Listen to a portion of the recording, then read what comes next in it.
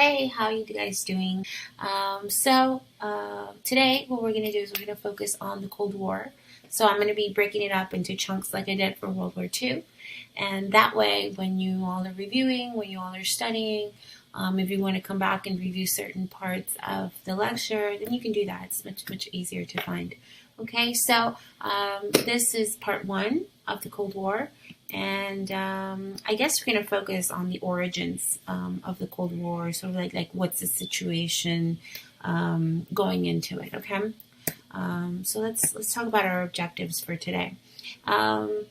We are going to talk about the causes of the Cold War, which is very important. You got to understand why it happens. What are the economic conditions, the political conditions coming out of World War II that lead us into that situation. So, what's going on between the United States and the Soviet Union, and then we'll discuss some of the serious incidents. So, a lot of the competition, this like neck and neck sort of type of. Sometimes they're altercations, sometimes they are it's a battle of words, I guess. But anyways, we'll talk about those things in great detail in a second. Then we'll also explain the rise of McCarthyism in the United States and, of course, its effects. So be on the lookout for that. First things off, let's go ahead and talk about the post-World War II conditions that lead to the Cold War. So the Cold War obviously is going to begin in 1945 to 1981. 1989 in parentheses, if you will, because that's when the Berlin Wall will fall. But, the Cold War really kind of lasts a long time. This is all about competition between the United States and the Soviet Union for supremacy. Okay, it's basically it has to deal with policy, with diplomacy, with political, cultural, social differences, everything that makes the United States unique and apart from the Soviet Union is going to be sort of highlighted in this. So, it's not just about the political competition between the two nations, but society as well, the different lifestyles, the different economies, everything is sort of wrapped into the situation going forward with the Cold War. So what is this all about? After World War II, that mutual distrust that was there, it is all going to be harnessed into the Cold War mentality, sort of like that pits these two countries against each other. And, we could say that it started a lot earlier than before World War II, but I want to sort of remind you like what happened after they broke Germany into four sectors, right? They wanted to divide it. They wanted to make sure that Germany as a threat was sort of neutralized, and a lot of the tension that was there wasn't really dealt with, and so all of that is sort of going to spill over into the post-World War II world, okay? The Soviets here are not going to want to move their presence out of East Germany, which, leads me to this part right here, right? Germany is cut into four sectors. The Soviets refuse to move. Some of the decolonization that takes place after World War II happens, rather peacefully. In the Philippines, for example, they become independent after from the United States. But most others, there's going to be a lot of unrest. So we're going to talk about that power vacuum, right? The power vacuum after Germany's gone, as a threat. Like I said, Hitler is gone. They are no longer a check on Stalin anymore. So there's a lot of destabilization, a lot of unrest going on. And for the United States, the problem, or I guess the concern, is, what's going on with the Soviet Union? Are they going to want to sort of slide into, that position of power that Germany used to have? And that's a cause of concern. Okay, because one of the things that we want to do is we want to be able to stop the spread of communism. So that leads me to this next section over here, right? Well, why is it that these two countries have so much against each other? What is this all about? Well, if you look at the United States in general, right, part of our agenda, part of our policy here is to keep the depression away. More than anything, I want to remind you how difficult it was to sort of like get out of the depression. All of the government spending, all of the programs, all of the intervention, really, on behalf of the United States in order to keep the U.S. economy afloat and to keep the American people sort of believing that the system was working, everything that was necessary for that to happen. And so part of the goals for the United States after World War II is to keep the depression away by any means necessary.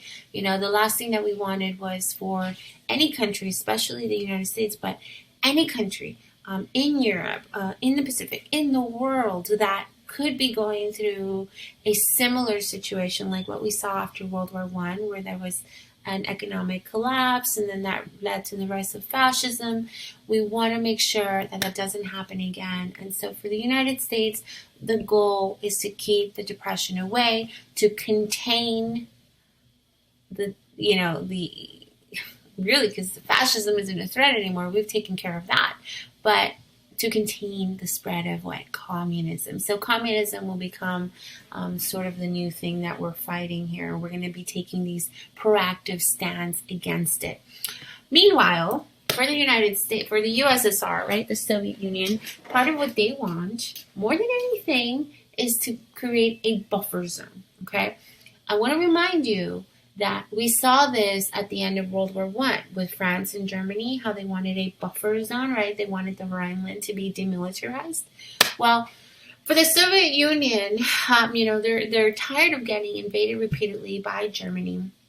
I want to remind you that they lost about 23 million people in World War II. So, they are determined to build this buffer zone so that they won't get invaded again. And for them, that buffer zone is in Eastern Europe. So they want to build this block, communist block, essentially, to protect them from any potential threat, but especially a strong Germany. Okay, so they want to get rid of that completely. And so what he's really talking about here is, creating not like a wall per se, but as Churchill will put it, like an iron curtain. Okay, all right, so let's take a closer look at what's going on between the United States and the USSR. So we know what the policy aims are. We know what the differences are. We know what's at stake. Okay, they both want to they have different objectives. They have different policy aims. But in order to sort of understand a little bit clearer, what's going on with the two, let's look at the United States after World War II. Okay, so in total, we're talking about 400,000 deaths. That's, each life, of course, is priceless and valuable, but in comparison to the other countries, that's not a whole lot. Cities and factories remain completely intact because, we didn't do any fighting over here. So the American economy is going to be actually doing a lot better than all of our other trading partners, all of the other countries that were involved in the war. So when we look at the Soviet Union, for example, we have 50 times as many more deaths than the U.S. encountered here. 1 in 4 people in the Soviet Union are either killed or wounded. I want you to think about that, right? Because it's going to have a huge effect on the way that the Soviets sort of perceive what's going on here. They feel like they've lost a lot of people, that they've made huge sacrifices, that they did a lot of the fighting by themselves for a long time, and they're not wrong about that. So, you have to consider those things too, as well as the destruction and the fact that, coming out of World War II, the United States actually is undeniably the most powerful country in the world, in part because it was it was left untouched, right? And physically as well as the number of deaths is not anywhere near what the other allies suffered. And then when you look at the Soviet Union, it's just so many deaths, so many casualties, so many people are affected by this. The cities are completely demolished, so they're in a totally different situation. Okay? Now, as far as the goals are concerned, the United States wants to encourage democracy. Okay, they want to focus on capitalism. They want to rebuild Europe. They want, establish like a new order out of all of this chaos that is focused on promoting democratic ideals as well as capitalistic economies, because they feel that this is going to be the solution, to bring stability to the region is for these economies to do well, to keep the depression away, and to keep communism away more than anything else. Okay, so when it comes to Germany, the United States has a very different outlook than the Soviet Union. They believe, the U.S. believes, that a reunited Germany, remember that it's been quadrant off, they believe that a reunited Germany is going to bring stability and security to the region, whereas the Soviet Union sees all of this totally the opposite way, right? They want to encourage communism because they are communists, and by default, they are against capitalism. They also want to create that buffer zone, right? Remember we were talking about that. Whereas the United States wants for these countries to be independent economically, politically, the Soviet Union wants to create this bloc, not like as a demilitarization, but instead of having these countries surrounding its eastern border or western border to the Soviets, by having them be communist as well, or communist friendly, communist leaning, essentially under their thumb. And when it comes to Germany, the Soviets feel that a divided Germany, a Germany that's broken up and weak, is going to bring stability and security to the region. Why? Well, because they're not going to be a threat. And so when you look at these two different ways of, what are their goals? What are we going to do moving forward after World War II?